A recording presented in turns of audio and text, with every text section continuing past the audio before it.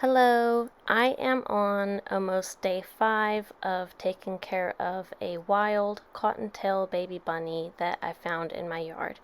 Now, I know that you're not supposed to take baby bunnies. Usually the mother is around. She only visits the nest in the morning and at night to feed the babies.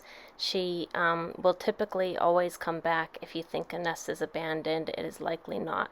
However, this baby was laying out in the grass. He was wet and cold and underweight, and he was crying.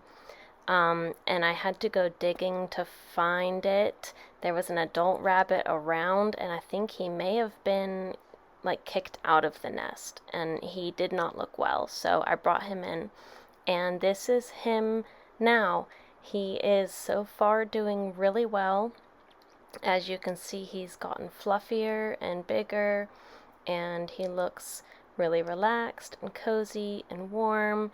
And I just wanted to make this video to share some tips on what I know and what is working to take care of this little bun. So follow along with this video if you happen to have found yourself in this circumstance as well. I know that raising a baby bunny is very, very, very difficult. So I feel so far things are going well, and I just want to share what is working for him.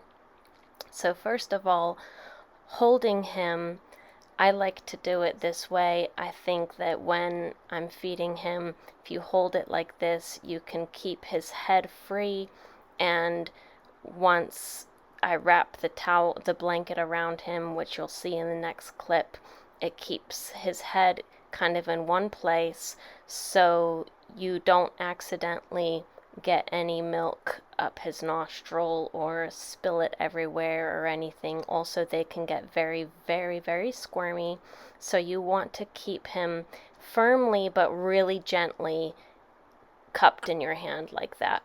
And I like to wrap the t-shirt that I'm using around him like so. Again, just so you can keep him from squirming too much. They can jump around a little bit, and it's very dangerous. You do not, absolutely do not want the baby bunny to fall out of your hand. But you also just want to keep it steady because it can be very difficult to feed them, especially when they are this tiny. So if you can keep the head really secure in one place, again, I want to stress very gently but firmly. I am not squeezing at all. I am just keeping him very steady in my hand in that position like that. And this also keeps them warm. They won't be comfortable to eat if they're cold, and they will also be very stressed out if they're cold. It is really important to keep the baby warm when you're feeding him, or warm at all times, but when you're feeding him as well. I only showed you how I had him cupped in my hand without the blanket for a moment, just so you could see how I had my fingers, but otherwise he's always wrapped up.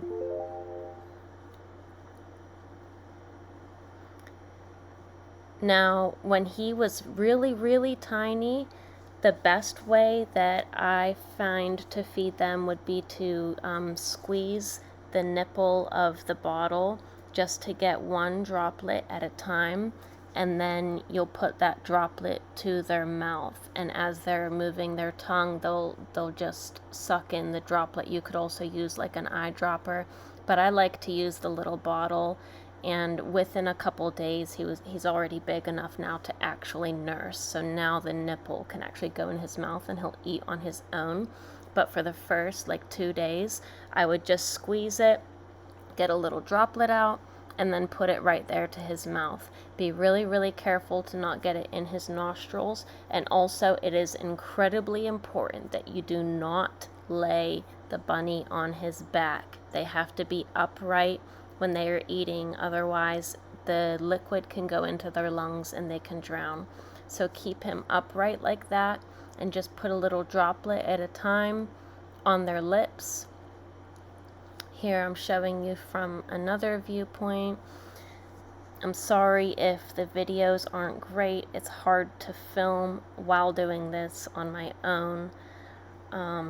So I'm trying to like prop the camera up in different ways and get a good like vantage point of the baby.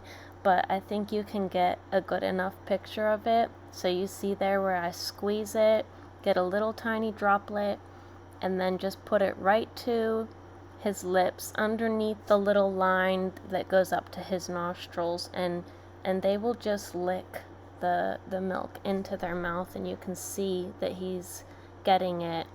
When you're feeding them, you'll see that it's actually going in. And here he is actually nursing now. This was day 3, and now he's big enough and strong enough that he's actually taking the bottle, so it's a lot easier to feed him now, a lot less time consuming. Now it only takes a couple minutes. They actually only feed for a few minutes, and at this age will only take like 1 milliliter to 2 milliliters every like 4 hours. This is so important. After every single feeding, you have to rub their belly and their lower portions, their bum. I like to keep him in the same thing that I've been holding him in, so I can keep him gently in one spot, and I just find where his little bum and his lower belly is, and you have to rub it, acting as if you were a mother licking the baby.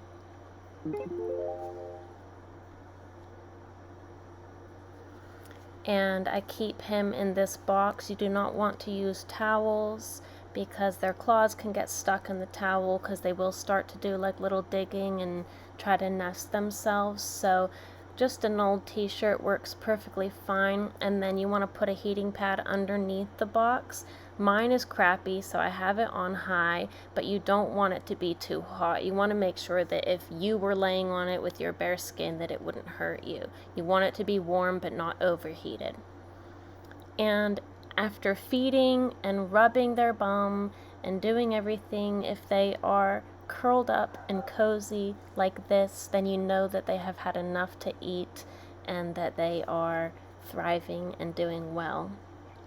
Just to reiterate important points, so you want to feed every 3 to 4 hours with KMR, kitten milk, or any kind of kitten milk that you can get access to with an eyedropper or a bottle. Make sure the bunny is upright and always rub them.